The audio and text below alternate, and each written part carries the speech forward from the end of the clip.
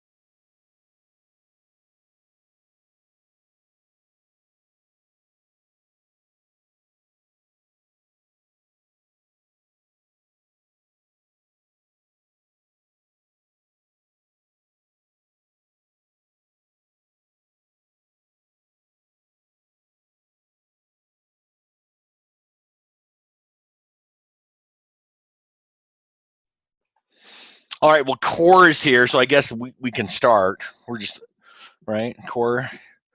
What happened? I heard my name. I'm just giving you a hard time. All right. Okay. Well, welcome, everyone. I'm really excited to get a chance to go over with you guys this new leader development training. Specifically, what we're going to be talking about is kind of a leadership statement.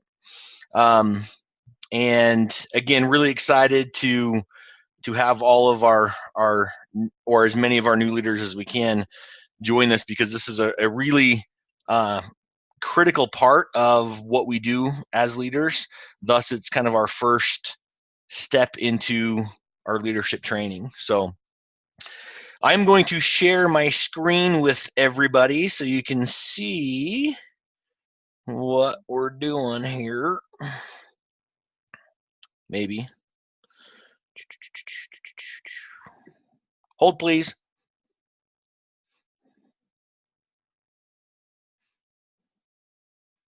All right. Can everybody see that? What do you see, I guess, first of all? The globe. The globe. in many distinct, markers. Okay. It's not flat, though. It's not flat. It's not flat. And It it's not reminded being... me of Vegas because it has all those same things, like right there. Yeah, it could be. Yeah, right. So today we're going to talk a little bit about, I want to start off with traveling. How many people like to travel? Margaret's raising her hand. Absolutely. Absolutely, yeah. Love it. Where are some of the your favorite places that you've traveled? Anybody? Hawaii. Hawaii. Why was Hawaii so nice? I mean, it's almost like a redundant rhetorical question, but why was Hawaii so good for you? The beach, the water, the sun. It's Nice. beautiful. It's Okay. just beautiful. That's awesome.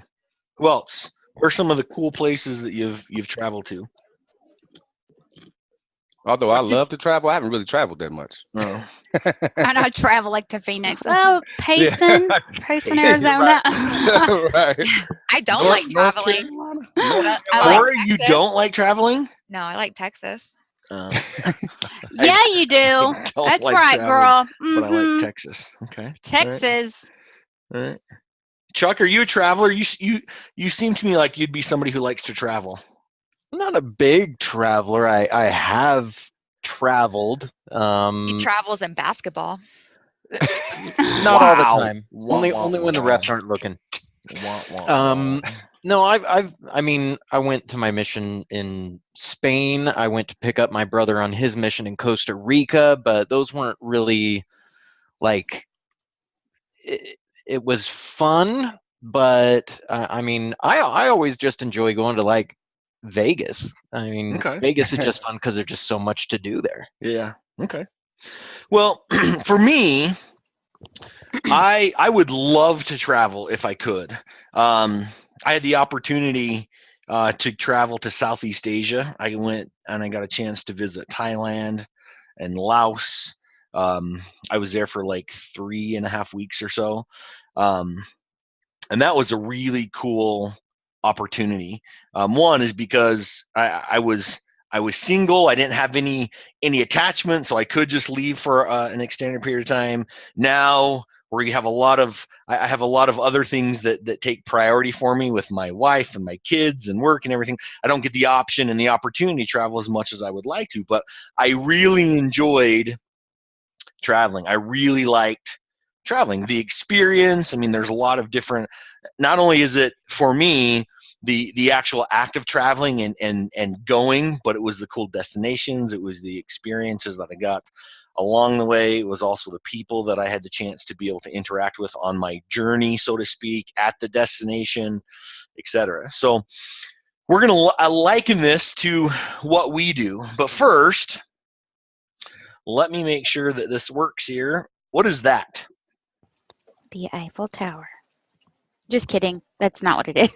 It's No, it is the Eiffel it's Tower, the Eiffel isn't Tower. it? It is the Eiffel Tower. It's like, wait. There's no trick Like, questions here, Aaron. I think that No I've- trick questions. I've Go, seen Aaron. it. I just sorry guys. I'm It's a blonde. it's a national monument. It's I believe it's a park over there. I think. Okay. Has anybody in this on this call in this train, has anybody been to the Eiffel Tower before? I have Who is in that? Vegas. me, Aaron. Okay, wait. Let me just back up. I know. So- I don't want to Okay, talk about it. okay, I want- we It was wanna talk- like a different time of day than this is. No, Okay. that's cool. Okay. So for Aaron, for you, if you can share, like, what was that the destination for you? Was it you were traveling around and that was just one of the stops for you? Was it a planned, I want to go there? Tell me a little bit about your journeys and ending up at the Eiffel Tower. No, it was a complete accident that I ended up there. Kind of, but back in January, I went to Amsterdam and Serbia and some of the Balkans area, and then one of my Wow. flights ended up in Paris, and it was a really long, like 10-hour layover. So I got to travel around. It wasn't meant to be a 10-hour layover, so I just kind of want to travel around a little bit and got to see this. That's cool. Yeah, it was a really Okay. cloudy day though, and not as clear as this is. Oh, So- total! I can totally see it then if it was cloudy, that not knowing. These lights weren't on. Come on. I know, It was on right? the other side. Right? Yeah, I was looking at it from a different angle. Well, I said it, and then everybody got quiet, so I got nervous. like, maybe. So what do you guys know about the Eiffel Tower? Did anybody ever do like a book report in middle school or something like that on the Eiffel Tower? What do you know about the Eiffel Tower? Crickets. Nobody knows anything about the Eiffel Tower. I think Come it took on. like really long to build. I mean, Okay. because it was That- built back in the old days. Like what? I like, love the specificity. Really long Right? back in the old days. That's good. late 1800s or something like that. Okay. All right. So it's really old. Took a long time to build. Where is the Eiffel Tower? Paris. Paris. Like, is it in Paris? Like, because we're in Salt Lake, but we're not really in Salt Lake. You're in Phoenix, but maybe not really in Phoenix. So is it in Paris? Is it on the outskirts? Does anybody know? It's in Paris. It's in Paris. Paris proper. Yeah. Okay. Is that your final answer? I'm just kidding. I'm just kidding. Any other things you guys know or maybe have heard about the Eiffel Tower? It's the most visited paid monument in the world. It is the most visited monument in the world. Like something like 6.8 million people every year go and visit the Eiffel Tower, which is pretty crazy, right? Let me give you some little interesting things about the Eiffel Tower. So, Chuck, to put the number to it, it was built in 1889 for the Paris Exposition, kind of that World Fair, and it wasn't intended to be a Hey, permanent that's a thing. year before we were founded. Whoa, crazy, right? So, yeah, so it was built, this big, huge structure, but it wasn't intended to be something permanent. It was going to be demolished in 1909, but they saved it and repurposed it as a giant radio antenna. It's kind of interesting, right? The Eiffel Tower was originally intended to be in Barcelona, Spain. That's kind of crazy, right? Because you look at France and you look at the Eiffel Tower, and those two are very synonymous. What would happen if that would be in Barcelona? How would that change the way we look at different things? If you could run with the bulls, you could have something else to You climb. could run up, right? Exactly, right. The height of the Eiffel Tower varies by 5.9 inches due to temperature changes and things like that. So it expands and contracts, which is pretty crazy when you think about it. There are over 30 replicas of the Eiffel Tower around the world. I mean, we know you saw the one in the beginning, or I guess this one right here is in Vegas, and there's a lot of different ones throughout the world. It's very, very replicated. Did you know that it was illegal to reproduce photos of the Eiffel Tower at night? Really? Well, I mean, what does that mean? Like reproduce? Like to copy? Yeah. Really? No Why? doing. That's a great question. And why at night? Like, I mean, the See? daytime is okay. Apparently, something to do with all of the lights. I don't know. It's French. I don't know. Ask them. Who knows why? The French do what they do. Yeah, I don't know why the French do it. I need sources, Joe, please. So look, there's a little source there. You can click on it. I'll find that out for you. Okay. I tried clicking. That was a trick. I figured you're like, why isn't it working? It's not working. In 1967, the Eiffel Tower is almost temporarily relocated to Canada. That's kind of weird. Why? I don't know. It would cost about $31 million now if we were to recreate the Eiffel Tower. Some other fun things about the Eiffel Tower is Gustave Eiffel, who designed it, had an apartment for himself at the top of the Eiffel Tower. Just the paint that goes on the Eiffel Tower weighs as much as 10 elephants. That's a lot of paint. Wait, say that again? The weight of the paint that covers the Eiffel Tower weighs as much as 10 elephants. Oh, wow.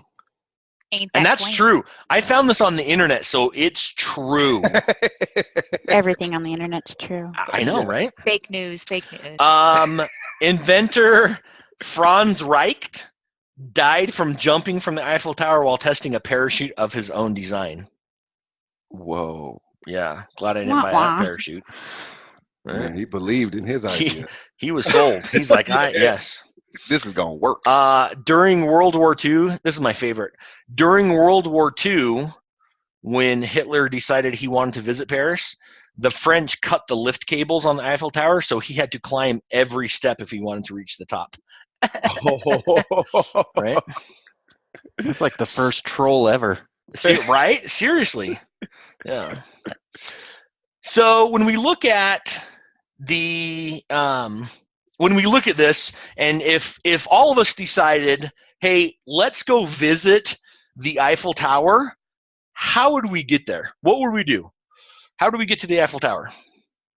Fly. Fly, Kayak. like a kayak. That's probably go to really, kayak. Oh, go to kayak. I was going to say that's really that's very anyway. Yeah, so we could go to one of those search engine sites and it will create an itinerary for us. right? If we wanted to go right now without searching kayak, what were some of the steps? What would we have to do? Buy a plane ticket. Buy a plane ticket. So you just show up at the airport. Hey, I like that plane. I want to get on No. that plane. Plan. We have to Plan ahead. it.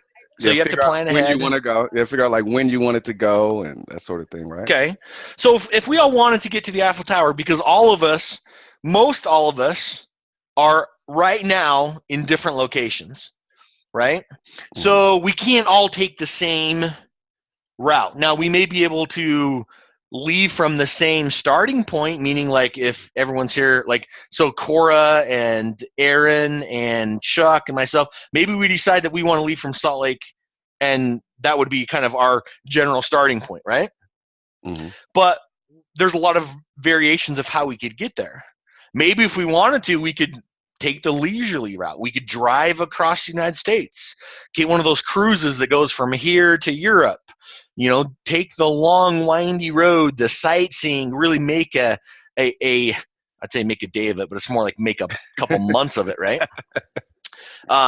Maybe what we want to do when we want to get to that destination is I just want to get there as soon as I can.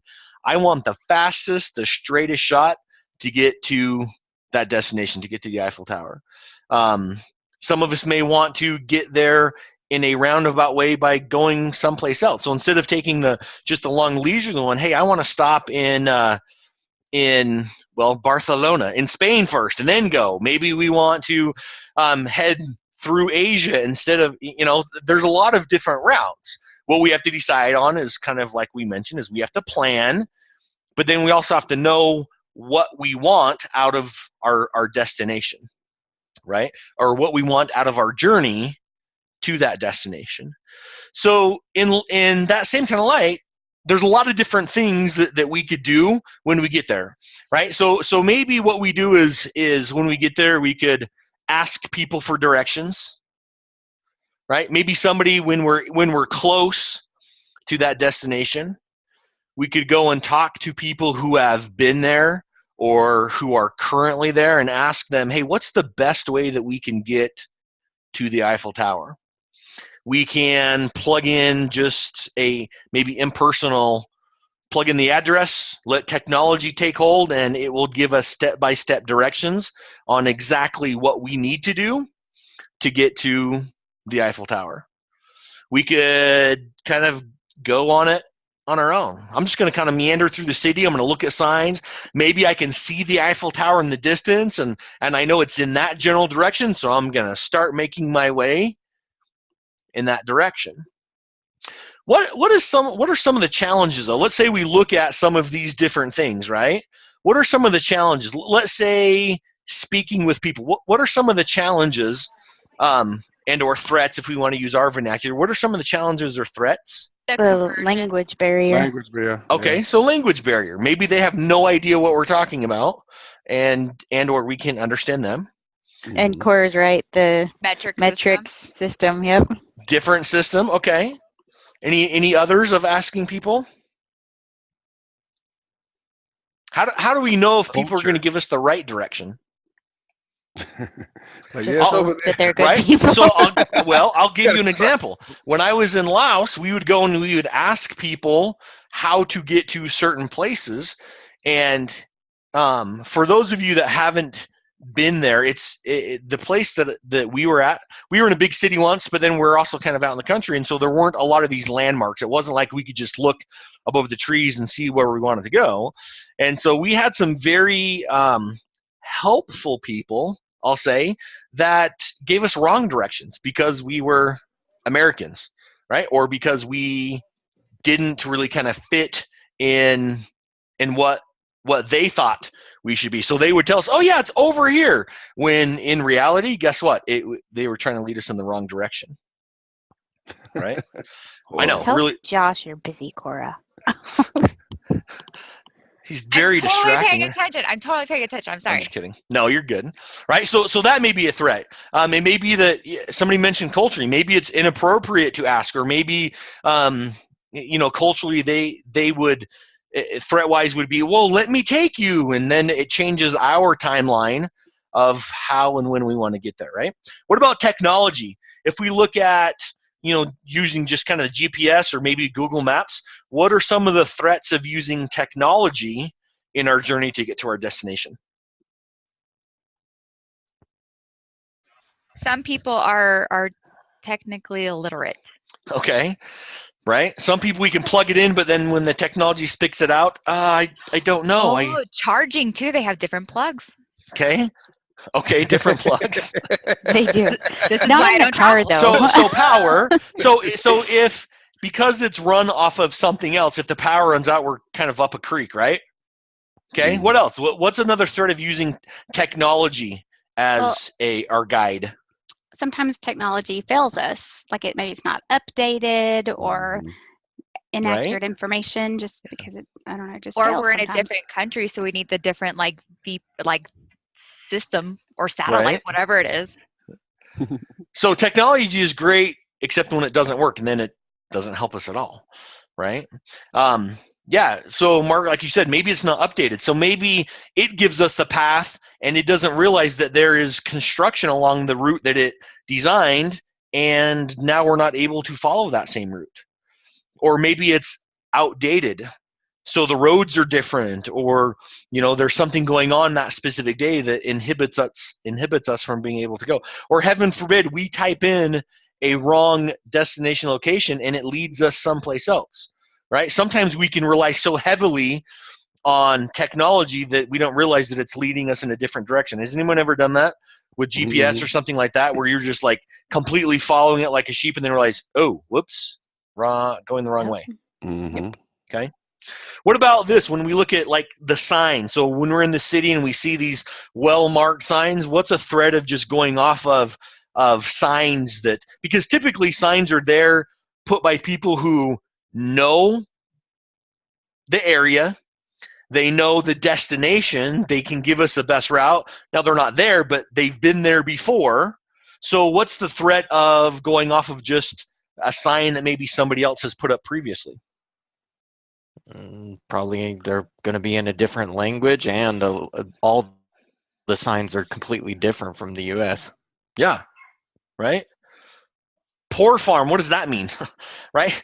Like maybe their vernacular, maybe their what they deem as something that may be a threat that we don't know, and we just look at it as, oh great, red barn, that's fantastic, when in fact red barn actually means danger, danger, stay away. I don't know, but those are some of the threats to it, right? So this is a challenge when we look to take our journey to what our destination is. So if all of us right now want the destination to be the Eiffel Tower, we have a general idea of where it is. Hopefully all of us geographically know where France is. So we know, oh, it's a long ways away, it's on the other side of the world. Maybe we have a general idea of how long it's going to take. I don't know if we know specifically in terms of how much travel time. Maybe we know people who have been there before, and they can give us some help. They can give us some guidance. Maybe we read up on it. I want to know what the journey is going to be like. I want to be prepared. I want to be able to know what the area is like. I want to know when I get there what to look for, what to do, so we can do all this kind of study for it. All of it, all in the vein of trying to be as prepared as possible throughout our journey to get to our destination, right? So my kids love the movie Moana, right? So when we talk about the directions and what we previously saw with all of these different things and some of the threats, way, way back in the day, I'm being very specific for Chuck, way back in the day, they didn't have a lot of the technology, and a lot of the mariners would navigate based upon the stars. And the movie depicts where Moana is taught how to be able to use her hand, and once she finds a specific star based upon her hand placement, she can know exactly where to go and how to navigate back to her destination. Not only back to home to where it's safe, but also to the destination to where she actually wants to go. And the great thing about this, and one of the reasons why even still today, there are a lot of indigenous people, mariners, that use that same type of navigation by the stars, is it never changes. right? They don't have to worry about technology. They don't have to worry about one of the stars going out. Now, there may be clouds and things that can make it more difficult, but the standard of what they are going to use to get to their destination won't fail them. So that is really what the idea is for the initial part of this course, is us being able to find our North Star to help us on our destination to being a great leader. So all of us, whether we are choosing to now or we've been a leader or whatever it may be, all of us, I would say, probably have the same goal, that we want to be a great leader. We want to be able to embrace great leadership for ourselves, also for those that we have stewardship in leading. And so we have to be able to know how to get there. Some of us have read a lot about leadership, but we've never been to that destination. Maybe we have been to that destination previously in a different capacity, in a different environment, and we want to get back there. Maybe some of us want to be able to get to leadership in a roundabout way. I want to enjoy the journey of being a great leader.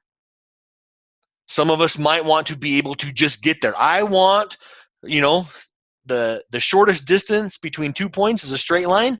That's where I'm headed. I want to be a great leader as soon as possible.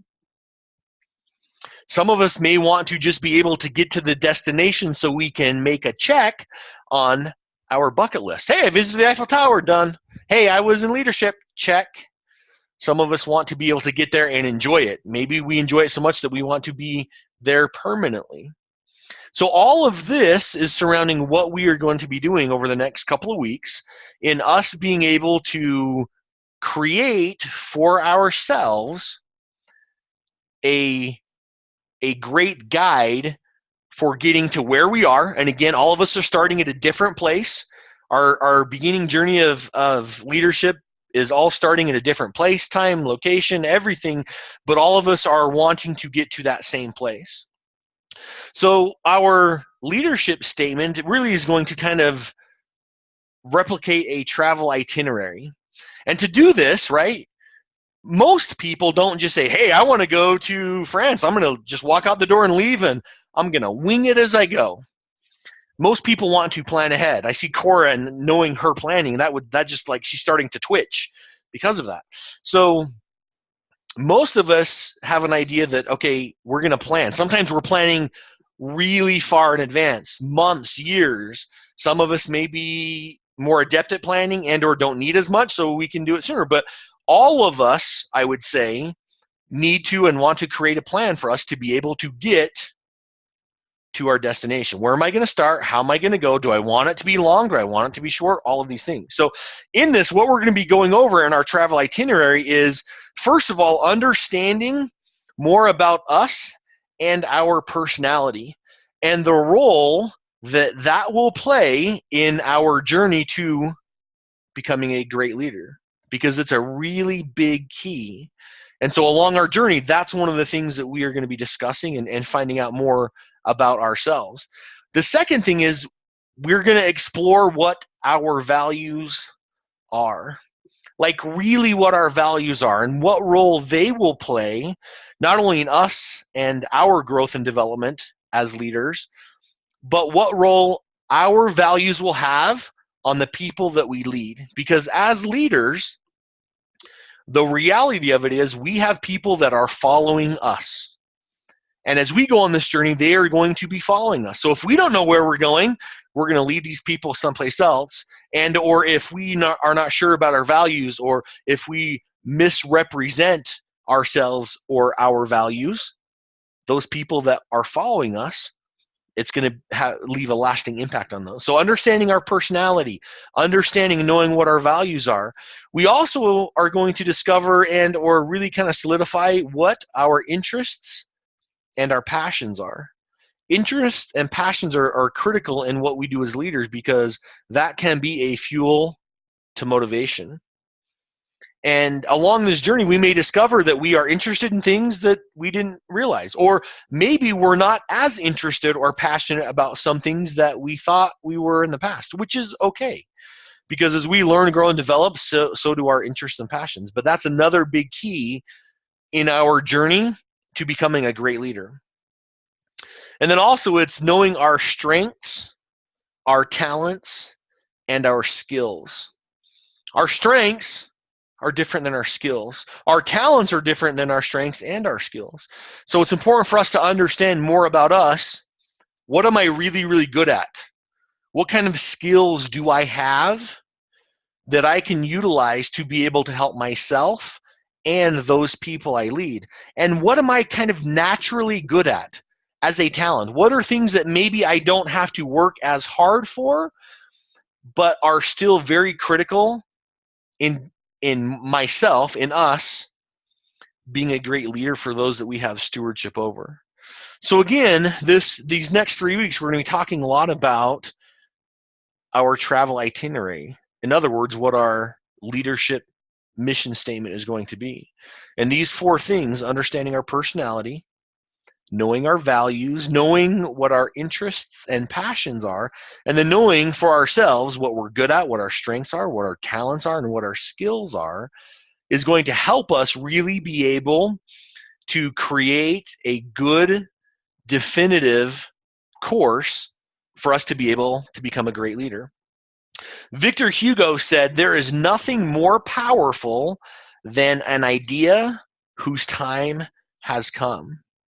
And so for a lot of us, if you look back and think about yourself, whether you've been in leadership for a long time or it's just a recent appointment, now's a great time to be able to do this.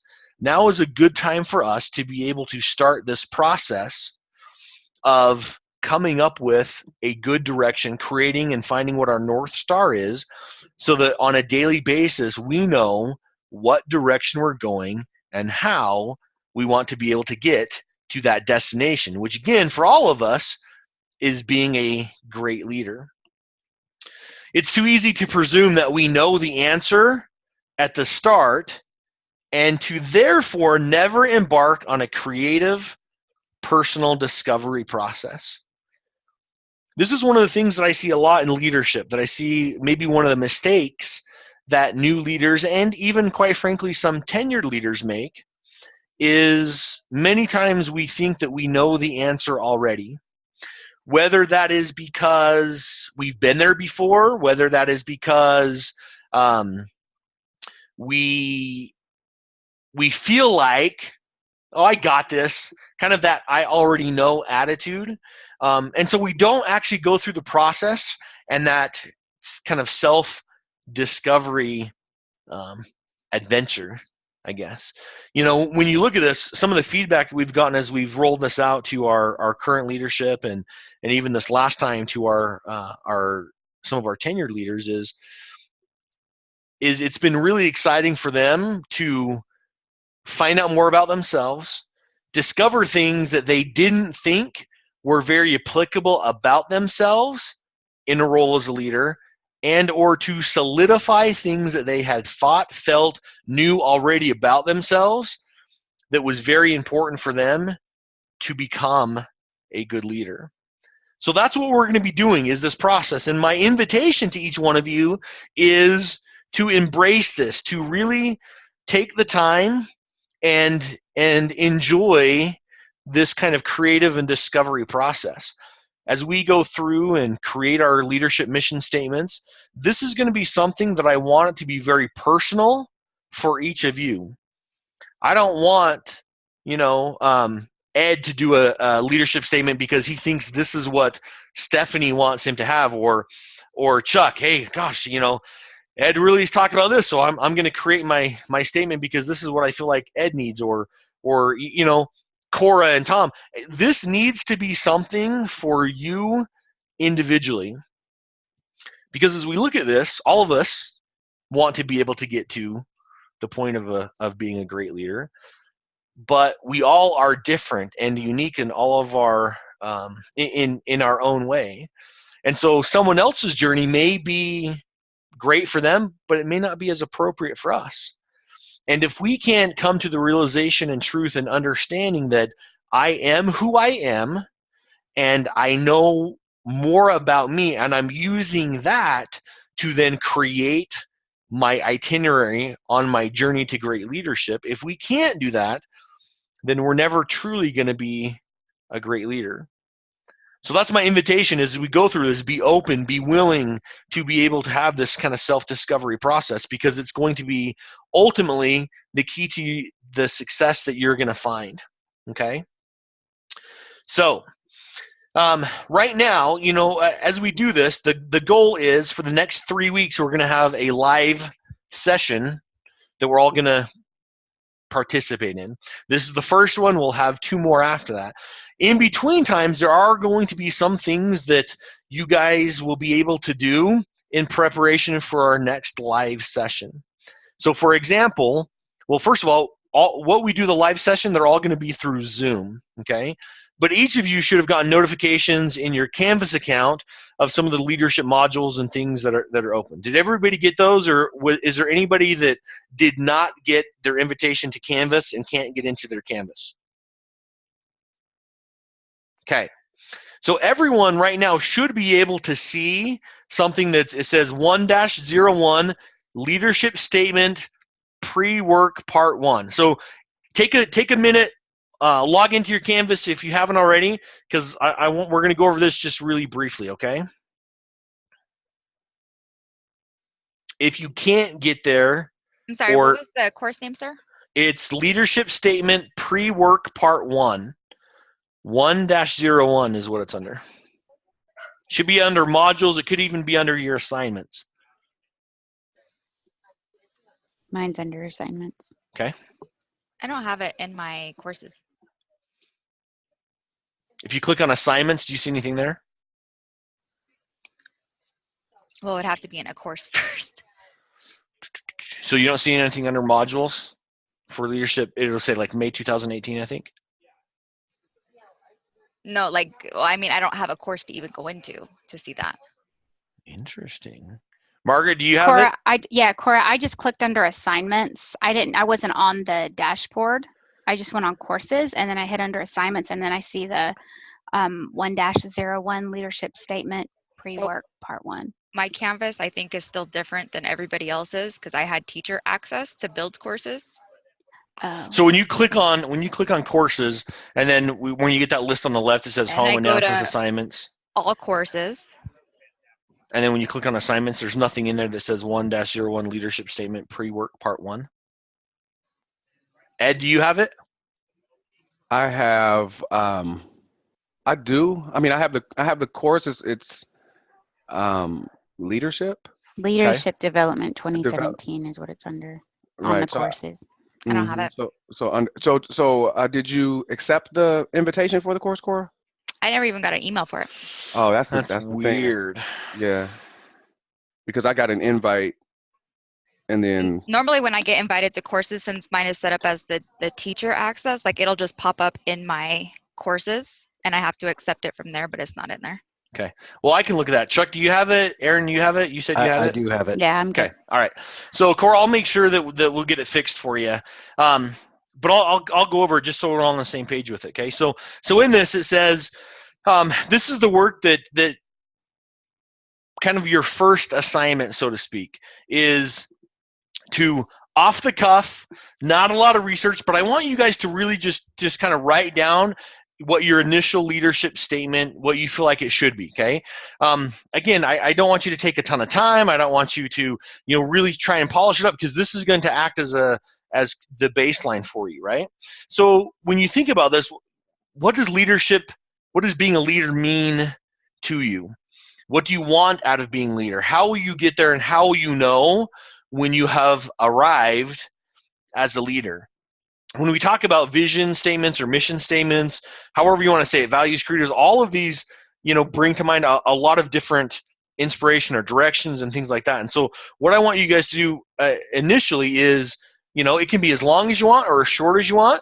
Just take a few minutes and really go through and kind of answer the 2 main questions: is what does being a leader mean to you, and what do you want out of being a leader? Because what we're going to do is we're going to look at this and use that as we go throughout, to then for you to come back and look at it and say, hey, I was on point, or wow, after going through this discovery process, my idea of what I want to be as a leader and what it means to be a leader is changing and evolving. Okay, so that's going to be your first kind of assignment, is that. So you'll put it in, you'll submit your assignment. At 3 o'clock today, you should have another one that opens up, and this will give you the information for you to do outside of this course for next week. And again, it's not going to be super long. There's a short little video on YouTube to watch. You're going to take a personality assessment, and then you're going to do a values exercise. So again, maybe the total time you'll spend is 30, maybe 45 minutes, so it shouldn't be that long. But next week in our live session, we're going to discuss that. We're going to discuss a little bit about what your thoughts are of being a leader, and then we're going to talk about what we see for ourselves in terms of our personality and how that value exercise went. And we'll talk a little bit about that, and then move on. So each kind of section. Excuse me, Joe. So I'm kind of lost a little bit, because I'm trying to figure out where you are, where you guys are, as you're kind of outlining what the assignments are. Because when I click on assignments, you should only see the one, right? Is it labeled Unit 1? No, it should just be something that says. I see all of them, but I can only open the first one. Yeah, you should be able to. What do you see, Aaron? Does it say Unit 1? Is it Unit 1 or no? No, it just says undated assignments 1-1 leadership statement. Let me see here. Let me that I don't see. I don't see that part.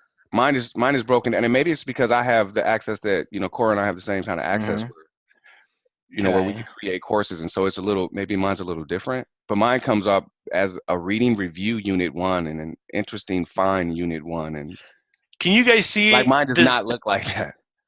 Can you see that though? Where it should say the assignments. What you should see, and here's a challenge: if you have additional access, you may see something different. Margaret, do you see something that looks like this? Mine looks just like that. Okay, so what will happen is the leadership statement pre-work. You'll go through, and that's what I just said. Is you'll off the cuff just kind of take a couple minutes, answer those 2 questions, write what your initial leadership statement will be. After that, then. The leadership statement, the 1-02, understanding more about you, is going to pop up, and then that's when you should be able to find out. Let me make sure that that's the right one. Hold, please. Yeah, so that's the one that is going to have, that'll be open at 3 p.m. Mountain Standard Time. So same for you guys. Then you should be able to have access to that. It will then give you the links for the personality assessment. It should give you the links then for the value exercise that we're going to do, those kind of things. And then the 1-3 personal vision statement, we're going to go over that as we talk in our next live session.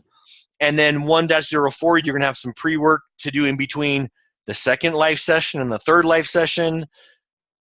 Mission statement final will be what we cover in the live session, and then the very, very final will be the leadership statement final. Does that make sense? So you should see this, and you won't have access to it until it actually opens up for you, and it's either going to open up for you at the end of our live sessions or right before our live sessions.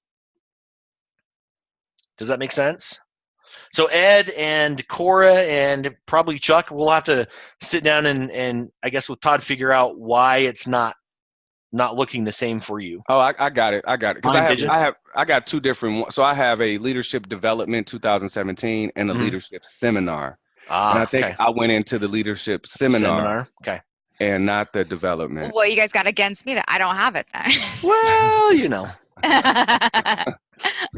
Not that much of a pain. So I'll make sure, Cora, and double check and make sure that you can get it. If not, I'll resend you the invite as well, okay? Okay. So do you guys have any questions kind of about what the structure is going to be or anything like that right now initially? No. No. Nope. You guys are good? Okay. I will say that I will not more than likely be in the second session. Chuck will be in it, of course. Why do you gotta be like that? I'm going. I'll be on vacation. I see. Okay. Are you going to see the Eiffel Tower? Actually, I am. No, I wish I was, but I'm going to Wisconsin. which is nothing like the Eiffel Tower Close. or Close. France or Paris or anything. Right? Really close. Very close. I mean, it's a close second, but Oh goodness. Bring back a So- cheesehead. So the other thing too is as I'm recording, which maybe is not a good thing that I'm recording this one, but I am recording these, and I'll get them published so that if you guys want to go back and watch them as we go on, you can as well. Because we also have a couple people that should be here that aren't. Jamie. So that they can go back and watch those as well. Okay. I am really excited though because the last couple times we've done this, it's turned out really well and Ed, maybe you can even second voice this. When we did it in Vegas, it turned out to be something that was really kind of cool for people, right? Yeah, it was really eye-opening. It was an eye-opening experience for everybody, I think. Yeah. So I'm discovery really excited about that. So, okay. So if you guys don't have any other questions or anything like that, we're done for now. Again, at 3 o'clock, so in like another 15 minutes is when that next one will open up. And again, it'll probably take you 30, 45 minutes to do the personality assessment and the values exercise. And then we'll talk about that next week. Sweet. Okay. Awesome. All right, Cool. everybody. Thank you so much. Thanks. Mr. Price, Yes. can you stay on real quick and just Yep. once you stop record? Oh, you want me to stop recording?